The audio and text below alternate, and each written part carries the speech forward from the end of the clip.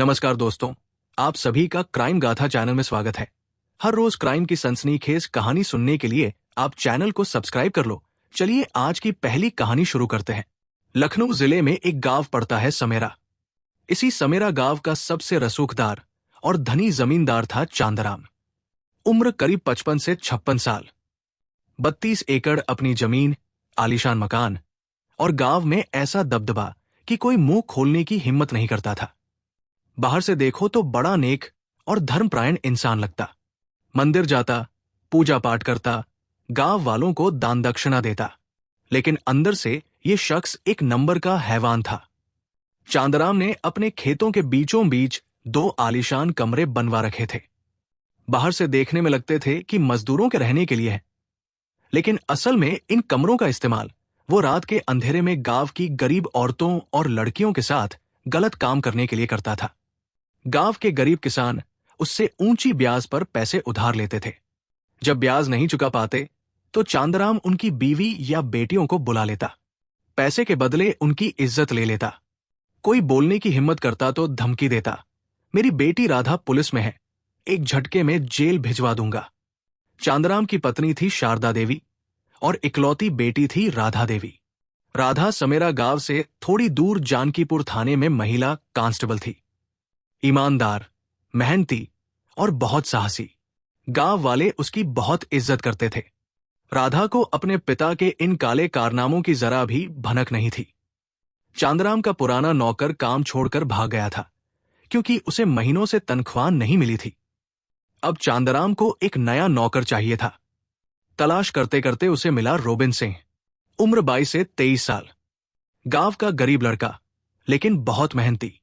Robin को काम की सख्त जरूरत थी। चांदराम ने उसे 10,000 रुपए महीना पर खेतों में काम पर रख लिया। कुछ दिन सब ठीक चला। फिर एक बार रोबिन 3-4 दिन लगातार नहीं आया। चांदराम का पारा चढ़ गया। उसने कई बार फोन किया, लेकिन रोबिन ने फोन नहीं उठाया। चांदराम गुस्से में रोबिन के घर पहुंच गया। रोबिन घर पर नहीं था। दरवाजे पर रोबिन की इकलौती छोटी बहन मानसी खड़ी थी। उम्र करीब 19 से 20 साल। साधारण सी लड़की, लेकिन बहुत खूबसूरत। चांदराम की नजर जैसे ही मानसी पर पड़ी, उसकी गंदी नीयत जाग गई। वो मुस्कुराते हुए बोला, तेरा भाई कहाँ है? मानसी ने बड़े अदब से जवाब दिया, वो बाहर गया है, थोड़ी देर में आ जाएगा। चांदराम मन ही मन सोचने लगा, वाह क्या माल है, इसे तो किसी तरह अपने कमरे तक पहुंचना है। उस दिन तो वो चुपचाप लौट आया, लेकिन उसके दिमाग में बस एक ही ख्याल था, मानसी को हासिल करना है। थोड़ी देर बाद रोबिन घर लौटा। मानसी ने उसे बताया कि चांदराम साहब आए थे। रोबिन फौरन चांदराम के घर पहुंचा। चांदराम हुक्का पीते हुए बोला, 3-4 दिन से गायब था, काम कौन करेगा? रोबिन ने माफी मांगी। चांदराम ने कहा, कल मेरी बेटी राधा दिवाली की छुट्टी में आने वाली है, घर की सफाई करानी है, तेरी बहन को भेज देना, वो सफाई कर देगी। मैं अकेला हूं, तेरी मालकिन अपनी बहन के घर गई है। रोबिन कुछ समझ न सका। उसने घर आकर मानसी से कहा, जमींदार साहब की बेटी कल आ रही है, घर की सफाई कर देना। मानसी को थोड़ा अटपटा लगा, लेकिन भाई की बात मानकर वो चांदराम के घर चली गई। चांदराम अंदर से खुशी से पागल हो रहा था। उसने मानसी को घर में घुसते ही मुख्य दरवाजा बंद कर लिया। मानसी झाड़ू पोछा करने लगी। उसे जरा भी अंदाजा नहीं था कि उसकी जिंदगी के सबसे काले पल आने वाले हैं। अचानक चांदराम पीछे से आया, उसका मुंह बंद किया और घसीटते हुए अपने बेडरूम में ले गया। फिर जो हुआ वो सुनकर इंसानियत शर्मसार हो जाए। चांदराम ने मानसी के साथ जबरदस्ती की। घंटों तक उसकी असमत लूटी। जब उसका मन भर गया तो धमकी दी, किसी को बताया तो जान से मार दूंगा। मेरी बेटी पुलिस में है, कोई कुछ नहीं बिगाड़ सकता। मानसी रोते बिलखते किसी तरह घर लौटी। कमरे में बंद होकर फूट फूट कर रोई। शाम को रोबिन घर आया। बहन को इस हालत में देखकर उसका दिल बैठ गया। जब मानसी ने सारी बात बताई तो रोबिन के आंखों से आग बरसने लगी। वो चिल्लाया, चल पुलिस स्टेशन, आज उस हरामजादे को जेल भिजवाऊंगा।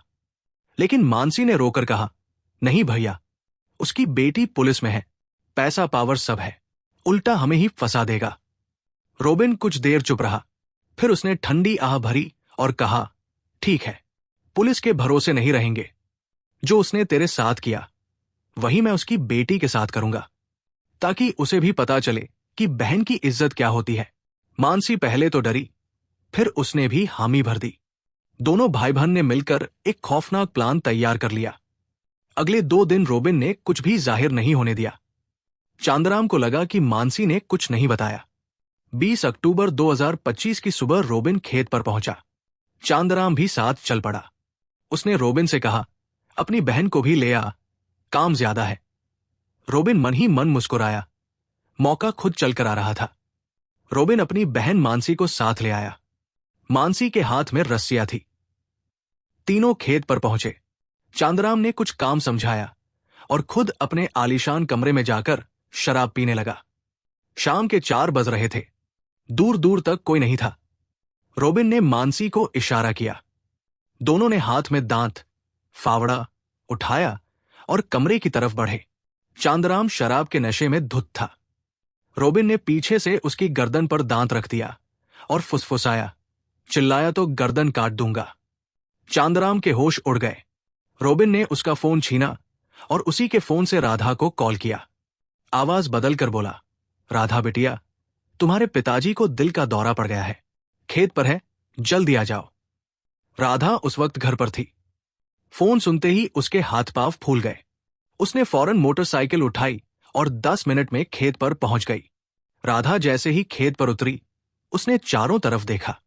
सन्नाटा था। दूर गन्ने के खेत हवा में लहरा रहे थे। उसने आवाज लगाई, पिताजी। पिताजी कहाँ है?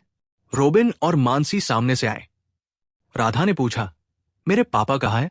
रोबिन ने शांत स्वर में कहा, कमरे में लेटे हैं, अंदर चलिए। राधा बिना कुछ सोचे कमरे की तरफ बढ़ी। जैसे ही वो दरवाजे के पास पहुंची, रोबिन ने पीछे से उसकी गर्दन पर दांत रख दिया और फुसफुसाया, चिल्लाई तो अभी यही काट दूंगा। राधा के बदन में सांप सा दौड़ गया। वो पुलिस वाली थी, हथियार साथ नहीं था और सामने 2 लोग थे। उसने विरोध करना चाहा, पर रोबिन ने उसका हाथ मोड़ दिया और कहा, ईक के खेत में चल, वरना तेरे बाप को अभी मार दूंगा। राधा को कुछ समझ नहीं आ रहा था। वो सहम गई। रोबिन उसे घसीटते हुए गन्ने के खेत के अंदर ले गया। मानसी बाहर पहरा देने लगी। खेत के बीचों बीच रोबिन ने राधा को जमीन पर पटक दिया। उसने उसके मुंह पर कपड़ा ठूंसा, हाथ पांव रस्सियों से कसकर बांध दिए। फिर उसने वही घिनौना काम किया जो चांदराम ने उसकी बहन के साथ किया था। राधा रोई, छटपटाई, लेकिन उसकी आवाज गन्नों में दबकर रह गई। रोबिन ने तब तक उसकी इज्जत लूटी जब तक उसका मन नहीं भर गया।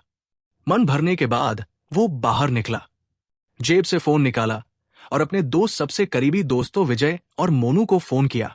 यार, एक चिड़िया फंस गई है, गंगा स्नान करना है तो जल्दी खेत पर आ जाओ। 15 मिनट में विजय और मोनू मोटरसाइकिल दौड़ाते हुए पहुंचे। रोबिन ने उन्हें सारी बात बताई। चांदराम ने मेरी बहन के साथ क्या किया और आज मैंने उसकी बेटी के साथ वही किया। दोनों दोस्त गुस्से से पागल हो गए।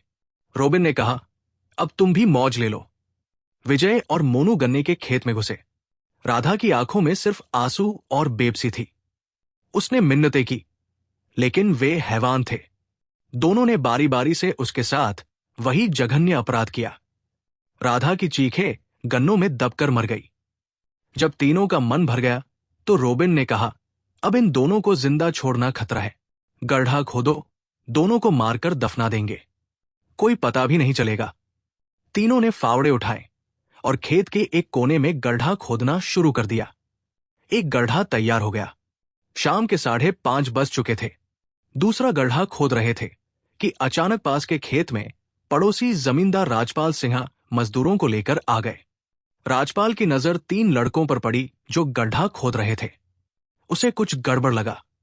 वो चुपके से चांदराम के आलीशान कमरे की तरफ बढ़े। दरवाजा खोला तो जो नजारा देखा, उससे उनके होश उड़ गए। चांदराम और उसकी बेटी राधा रस्सियों से बंधे, मुंह पर कपड़ा बंधा, बुरी तरह जख्मी हालत में पड़े थे। राजपाल जैसे ही बाहर निकले, रोबिन, विजय और मोनू ने उन्हें देख लिया। तीनों दौड़े, लेकिन राजपाल जोर से चिल्लाए, बचाओ, डाकू है। उनकी आवाज मजदूरों तक पहुंची। 7-8 मजदूर दौड़ते हुए आए। तीनों लड़के चारों तरफ से घिर गए। मजदूरों ने उन्हें पकड़ लिया, लात घूंसों से पीटा। राजपाल ने तुरंत जानकीपुर थाने में फोन किया।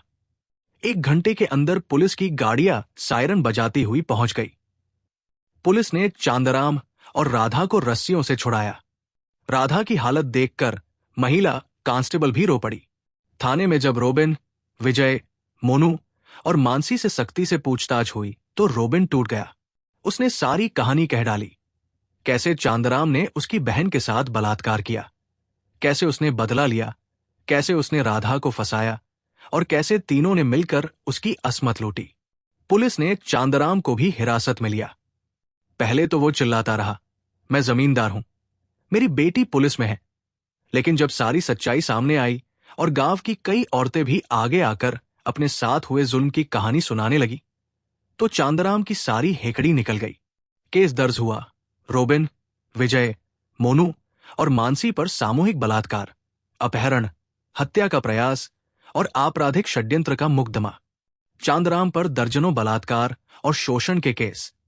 राधा आज भी जिंदा है, लेकिन उसकी जिंदगी हमेशा के लिए बदल गई। वो पुलिस की नौकरी छोड़ चुकी है। गांव वाले उसे देखकर नजरें झुका लेते हैं। कोई उससे बात नहीं करता।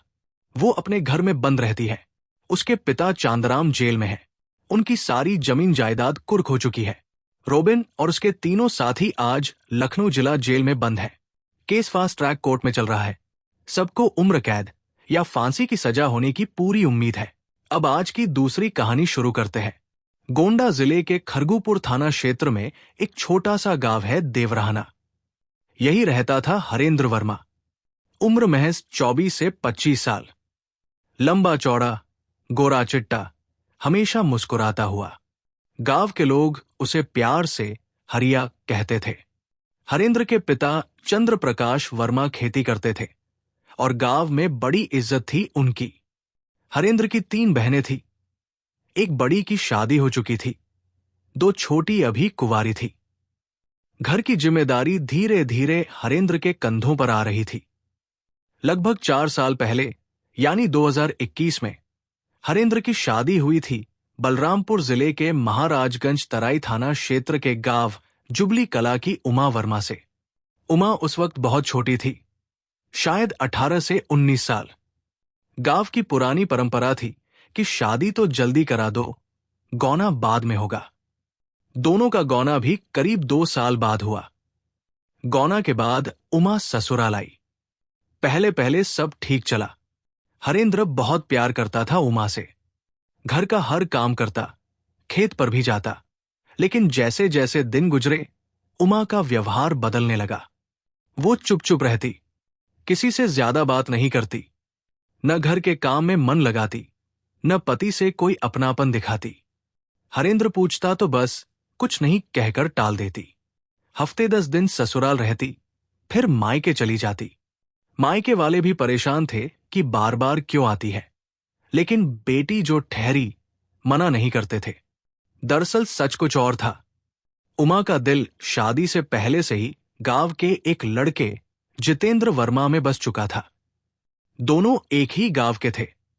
स्कूल जाते आते नजरें मिली। एक शादी में प्लेट टकराई, सब्जी उछली, हंसी मजाक हुआ और प्यार पनप गया। 17 से 18 साल की उम्र में दोनों ने एक दूसरे से जिंदगी भर साथ निभाने की कस्में खाई। जितेंद्र के घर वाले तैयार भी हो गए थे, लेकिन उमा के पिता विजय वर्मा को यह रिश्ता बिल्कुल पसंद नहीं आया। विजय वर्मा गांव के बड़े बूढ़े और रसूखदार आदमी थे। उनकी नजर में जितेंद्र बराबरी का नहीं था। बस बात खत्म। उमा ने बहुत रोया, समझाया, लेकिन पिता ने एक न सुनी। जल्दी जल्दी में हरेंद्र का रिश्ता पक्का कर दिया गया और शादी हो गई। उमा ने शादी तो कर ली, पर दिल से कभी स्वीकार नहीं किया। शादी के बाद भी वो जितेंद्र से छिप छिप कर मिलती रही, फोन पर घंटों बात करती रही। हरेंद्र को पहले पहले शक हुआ, फिर यकीन हो गया। एक बार तो जितेंद्र खुद ससुराल में आ धमका। उमा ने कहा, मेरा कजिन भाई है। हरेंद्र ने मेहमान समझकर खातिरदारी की, लेकिन उमा का व्यवहार देखकर उसका शक और पक्का हो गया। उसने उमा से पूछा तो पहले इनकार किया, फिर कसमें खाई कि कुछ नहीं है। हरेंद्र मान गया। उमा ने भी बाहर बाहर प्यार दिखाना शुरू कर दिया, पर अंदर से वो हरेंद्र से नफरत करने लगी थी। फिर आया अप्रैल 2025। हरेंद्र अपनी पत्नी को लेने ससुराल जुबली कला गया। रात का वक्त था। गांव में दामाद को अलग खटिया पर सुलाया जाता है। हरेंद्र दालान में लेटा था। ससुर और सालों की खटिया पास में ही थी। रात के करीब 12 बज रहे थे। नींद नहीं आ रही थी। हरेंद्र को वॉशरूम जाना था। वो चुपके से उठा और बाहर की तरफ बढ़ा। मेन गेट खुला था। जैसे ही बाहर कदम रखा, उसकी नजर पड़ी। उमा एक लड़के के साथ हाथ पकड़े घर की ओर आ रही थी। हरेंद्र के होश उड़ गए। उसने फौरन गेट के पीछे खुद को छिपा लिया। उमा और वो लड़का, जो जितेंद्र था, गेट के अंदर आए। हरेंद्र अचानक सामने आया और उमा का हाथ पकड़कर बोला, आधी रात को कहां से आ रही हो? ये लड़का कौन है? उमा ने एक पल को भी नहीं घबराई। उसने शांत स्वर में कहा, जब तुमने अपनी आंखों से देख ही लिया है तो सुन लो, ये मेरे लिए सब कुछ है। शादी से पहले से प्यार करती हूं। अब जो करना हो कर लो। हरेंद्र के पैरों तले जमीन खिसक गई। उसका हाथ ढीला पड़ गया। उमा बेफिक्र होकर अंदर चली गई। हरेंद्र सारी रात करवटें बदलता रहा। उसी रात उमा ने जितेंद्र को फोन किया और कहा, अब ये जिंदा रहा तो हमारा प्यार खत्म। इसे रास्ते से हटाना ही होगा। अगर मुझसे सच में प्यार करता है तो कुछ कर। जितेंद्र ने कहा, अभी रात में कुछ नहीं हो सकता। सुबह वो घर जाएगा। रास्ते में घेर लेंगे। उमा बोली, सुबह तक इंतजार नहीं। तुम बस 4-5 भरोसे के आदमी और चाकू तैयार रखो। मौका मैं दूंगी। अगली सुबह हरेंद्र बिना किसी को बताए ससुराल से चला आया। उमा ने बाद में फोन करके रोना धोना किया, माफी मांगी। हरेंद्र ने माफ कर दिया। रिश्ता बाहर से फिर से सामान्य हो गया। फिर आया मई 2025। उमा के भाई रामविलास की शादी थी। शादी का कार्ड आया। हरेंद्र अपने पूरे परिवार के साथ ससुराल पहुंचा। 29 अप्रैल को तेलपूजन था। माहौल खुशगवार था। विजय वर्मा का घर रंग बिरंगी लाइटों और फूलों से सजा था। 2 मई को बहुभोज था। गांव रिश्तेदार, दूर दूर से लोग आए। बड़े बड़े टेंट, तरह तरह के पकवान, बच्चे दौड़ रहे थे, औरतें गीत गा रही थी। हरेंद्र हमेशा की तरह मेहमानों की सेवा में लगा था। बच्चों से हंसी मजाक, बड़ों से गपशप। उसकी हंसी पूरे पंडाल में गूंज रही थी। तभी उसका फोन बजा। उमा का फोन था।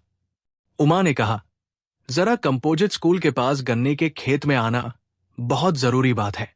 हरेंद्र बिना कुछ सोचे फोन पर बात करते करते पंडाल से बाहर निकल गया। कुछ लोगों ने उसे स्कूल की तरफ जाते देखा। वहां पहले से जितेंद्र वर्मा, मुकेश कुमार, सचिन यादव, अखिलेश यादव, संतोष और मुकेश साहू छिपे बैठे थे। चाकू चमक रहे थे। जैसे ही हरेंद्र पास आया, सबने एक साथ उस पर झपट्टा मारा। उसे घसीटते हुए गन्ने के खेत के अंदर ले गए। एक ने उसका मुंह दबाया, 4 ने हाथ पैर पकड़ लिए। हरेंद्र ने छटपटाया, चिल्लाने की कोशिश की, लेकिन आवाज बाहर नहीं जा सकी। फिर जितेंद्र ने चाकू उठाया और पूरे जोर से हरेंद्र के गले पर दे मारा। 1 बार, 2 बार, 3 बार। खून की फुहारें उड़ी। गला इतनी बेरमी से रेता गया कि सिर बस हल्का सा जुड़ा रह गया। कुछ देर बाद मेहमान खाना खाकर लौट रहे थे। किसी की नजर पड़ी, सड़क किनारे गन्ने के खेत में एक लाश पड़ी थी, खून से लथपथ। पास में मोबाइल पड़ा था। स्क्रीन पर अभी भी उमा का नंबर चमक रहा था।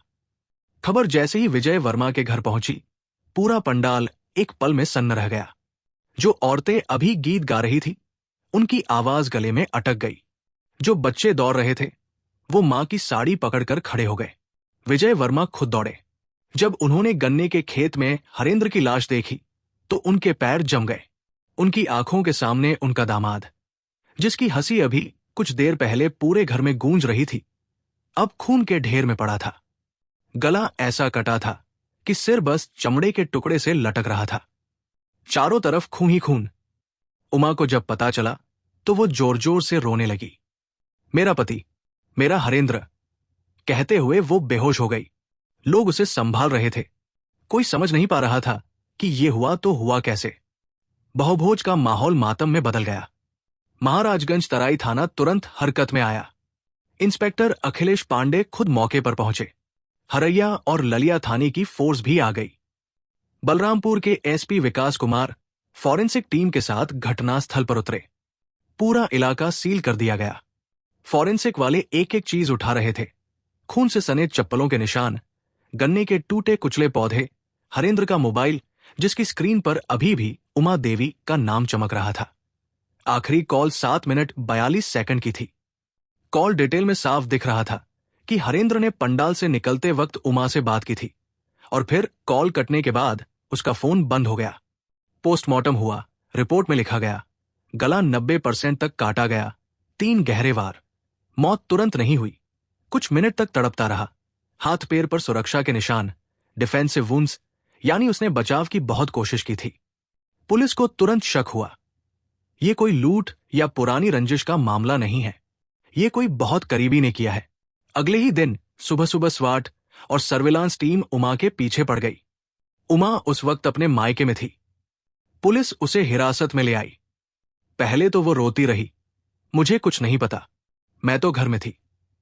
लेकिन जब पुलिस ने उसका फोन जब्त किया और कॉल रिकॉर्ड, लोकेशन, जितेंद्र से पुराने सैकड़ों मैसेज और फोटो दिखाए तो वो टूट गई। पहले उसने सिर्फ इतना कहा, हाँ, मैं जितेंद्र से प्यार करती हूं।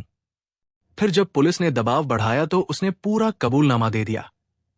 कैसे उसने योजना बनाई, कैसे अपने भाई की शादी को मौका बनाया, कैसे खुद फोन करके हरेंद्र को गन्ने के खेत में बुलाया और कैसे जितेंद्र और उसके 5 साथियों ने मिलकर उसकी हत्या की। उमा ने पुलिस को एक एक नाम बताया। 1. जितेंद्र वर्मा, उसका प्रेमी मास्टरमाइंड। 2. मुकेश कुमार। 3. सचिन यादव। 4. अखिलेश यादव। 5. संतोष। 6. मुकेश साहू। सभी गांव के ही थे। पुलिस ने रातों रात छापे मारे। 24 घंटे के अंदर सारे के सारे पकड़े गए। सबके पास से खून से सने कपड़े और चाकू बरामद हुए। जितेंद्र के मोबाइल में उमा के साथ आखिरी मैसेज थे, काम हो गया, अब हम आजाद हैं। सभी 7 आरोपियों को कोर्ट में पेश किया गया। उमा ने कोर्ट में भी कुछ नहीं बोला, बस सिर झुकाए खड़ी रही। जितेंद्र ने पहले तो इनकार किया, फिर सब कबूल लिया। बाकी 5 साथी तो शुरू से ही कांप रहे थे। केस की चार्जशीट में पुलिस ने साफ लिखा, यह प्रेम प्रसंग के चलते की गई सुनियोजित हत्या है। पत्नी उमा देवी ने खुद अपने पति को मौत के घाट बुलाया। हत्या का तरीका इतना बेरहम था कि इंसानियत शर्मसार हो जाए। आज 7 आरोपी जिला जेल बलरामपुर में बंद है। केस फास्ट ट्रैक कोर्ट में चल रहा है। गांव वाले आज भी जब उस गन्ने के खेत के पास से गुजरते हैं तो रोंगटे खड़े हो जाते हैं। हरेंद्र के पिता चंद्र प्रकाश वर्मा अब भी हर रात अपने बेटे की फोटो को सीने से लगाकर रोते हैं। उनकी 2 छोटी बेटियों की शादी अब कौन करेगा, कोई नहीं जानता। दोस्तों, ये कहानी सिर्फ एक हत्या की कहानी नहीं है। ये कहानी है उन मां बाप की जो समाज और रस्मों के नाम पर बच्चों की खुशी कुचल देते हैं। दोस्तों, अगर आपको आज का वीडियो पसंद आया हो तो लाइक कर दो और आपके कोई सुझाव हो तो कमेंट बॉक्स में लिख दो। धन्यवाद। जय हिंद, जय भारत।